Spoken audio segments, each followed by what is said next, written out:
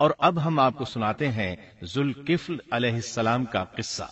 قرآن عزیز میں ذوالکفل علیہ السلام کا ذکر 2 سورتوں یعنی سورۃ الانبیاء اور سورہ صاد میں آیا ہے،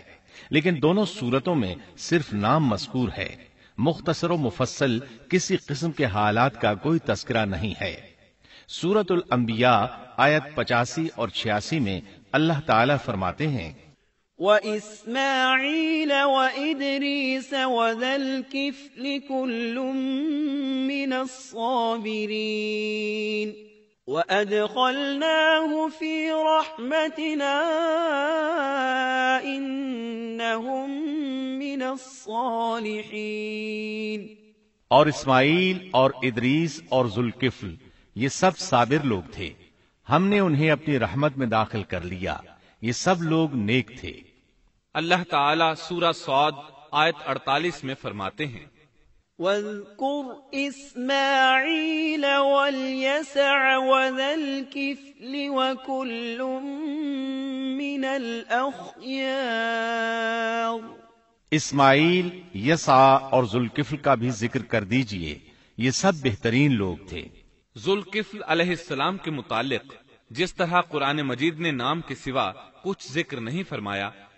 اسی طرح نبی اکرم صلی اللہ علیہ وسلم سے بھی ان کے متعلق کچھ منقول نہیں ہے، لہذا قرآن و حدیث کی روشنی میں اس سے زیادہ کچھ نہیں کہا جا سکتا کہ ذوالکفل علیہ السلام اللہ کے برگزیدہ نبی اور پیغمبر تھے اور کسی قوم کی ہدایت کے لیے مبعوث ہوئے تھے۔ قرآن و سنت میں اس سے زیادہ سکوت ہے۔ باقی رہا سیر و تواریخ میں ان کا ذکر، تو کافی تفتیش و جستجو کے بعد بھی ہمیں اس سلسلے میں ایسی ٹھوس معلومات نہیں مل سکی جن کے ذریعے سے ذوالکفل علیہ السلام کے حالات و واقعات پر مزید روشنی پڑ سکے، چنانچہ تورات بھی خاموش ہے اور اسلامی تاریخ بھی۔ البتہ ابن جریر رحمت اللہ علیہ نے مشہور مفسر تابعی مجاہد رحمت اللہ علیہ سے ان کے متعلق ایک قصہ نقل کیا ہے۔ اسی طرح امام ابن ابی حاتم نے اسی قصے کے قریب کچھ آثار عبداللہ بن عباس اور ابو موسیٰ اشعری رضی اللہ عنہم سے نقل فرمائے ہیں۔ یہ طویل روایات ہیں۔ ان میں ہے کہ ابن عباس اور ابو موسیٰ اشعری رضی اللہ عنہم فرماتے ہیں کہ ذوالکفل نبی نہیں تھے، بلکہ وہ ایک نیک اور صالح آدمی تھے، لیکن ایک تو یہ روایات سند کے اعتبار سے ضعیف ہیں، دوسرا یہ کہ ابن عباس اور ابو موسیٰ رضی اللہ عنہم جیسے جلیل القدر صحابہ اور مجاہد رحمت اللہ علیہ جیسے عظیم تابعی سے یہ ناممکن ہے کہ وہ ذوالکفل علیہ السلام کے متعلق یہ فرمائیں کہ وہ نبی نہیں بلکہ ایک نیک مرد تھے۔ شاہ عبد القادر رحمت اللہ علیہ کا موقف ہے کہ ذوالکفل ایوب علیہ السلام کے بیٹے تھے اور انہوں نے اللہ کی خاطر کسی آدمی کی ضمانت دی تھی جس کی پاداش میں ان کو کئی برس قید کی تکالیف برداشت کرنا پڑی۔ چنانچہ شاہ صاحب اپنی تفسیر موضح القرآن میں لکھتے ہیں کہ ذوالکفل ایوب علیہ السلام کے بیٹے تھے، ایک شخص کے ضامن ہو کر کئی برس قید رہے اور اللہ کی خاطر یہ مشقت سہی۔ موجودہ دور کے بعض مفسرین کا خیال ہے کہ ذوالکفل حزقیل علیہ السلام کا لقب ہے۔ ایک دوسرے مفسر کی عجیب و غریب رائے یہ ہے کہ ذوالکفل گوتم بدھ کا لقب ہے، کیونکہ اس کے دارالسلطنت کا نام کفل تھا، جس کا معرب کفل ہے، اور عربی میں ذو صاحب اور مالک کے لیے آتا ہے، اور صاحب مال کے لیے ذو مال اور مالک شہر کے لیے ذو بلد کے الفاظ کثرت سے استعمال ہوتے ہیں، لہذا یہاں بھی کفل کے مالک و بادشاہ کو ذوالکفل کہا گیا ہے۔ اس مفسر نے یہ بھی دعویٰ کیا ہے کہ گوتم بدھ کی اصل تعلیم توحید اور حقیقی اسلام ہی کی تعلیم تھی، مگر اس کی موجودہ صورت دوسرے ادیان کی طرح محرف اور مسخ شدہ ہے، لیکن یہ اقوال قیاس و آراء سے زیادہ تاریخی حیثیت سے کوئی وقت نہیں رکھتے۔ ہم اس تعصب کے قائل نہیں ہیں کہ اگر صحیح تاریخ سے یہ ثابت ہو جائے کہ قرآن نے جن انبیاء کے صرف نام ذکر کیے ہیں ان کا مصداق فلاں برگزیدہ ہستی ہے، اور اس کا انکار صرف اس لیے کر دیا جائے کہ اس سے پہلے چونکہ ایسی بات کسی نے نہیں کہی اس لیے یہ قابل رد ہے۔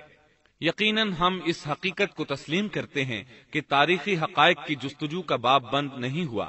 اور آئے دن نئی نئی تحقیقات سامنے آ رہی ہیں اور جدید انکشافات ہو رہے ہیں۔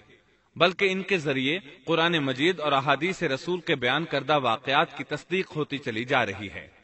ملحد و بے دین لوگ ان کا انکار اس لیے کرتے اور کرتے آ رہے ہیں کہ تاریخ اور فلسفہ ان کا ساتھ نہیں دیتے،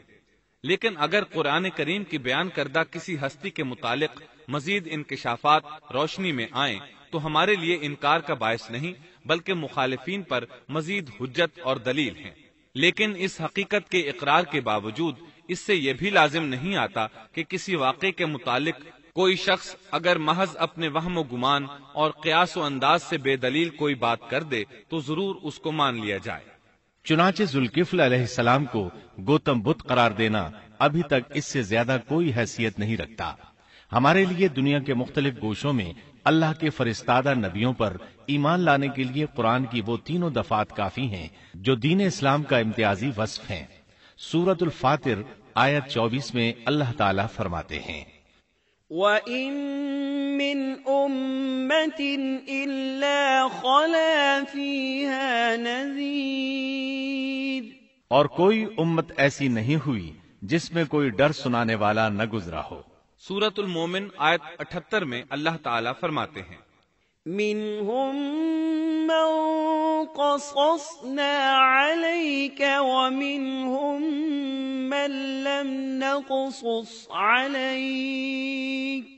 بعض انبیاء کے واقعات ہم آپ کو بیان کر چکے ہیں اور ان میں سے بعض کے قصے تو ہم نے آپ کو بیان ہی نہیں کیے۔ سورۃ البقرہ آیت 136 میں اللہ تعالیٰ فرماتے ہیں، لا نفرق بین احد من رسله، ہم رسولوں میں سے کسی کے درمیان فرق نہیں کرتے۔ اس لیے ایک مومن کا یہ عقیدہ ہونا چاہیے کہ ہم اللہ کے انبیاء میں سے کسی نبی کے درمیان کوئی فرق نہیں کرتے، یعنی تمام انبیاء پر ایمان لاتے ہیں۔ اس صاف اور واضح عقیدے کے بعد اگر ہمارے سامنے کسی ملک اور کسی خطے کے انبیاء اور رسول کے واقعات نہیں بھی آئے تو اس کے اسباب و وجوہات اور ہیں، لیکن جہاں تک ان پر ایمان لانے کا تعلق ہے وہ اختصار سے بھی کافی ہے، اور ان کی تفصیلات سے آگاہی ہماری رشد و ہدایت کے مقاصد یعنی اللہ پر ایمان اور نیک اعمال کے لیے ضروری نہیں ہے،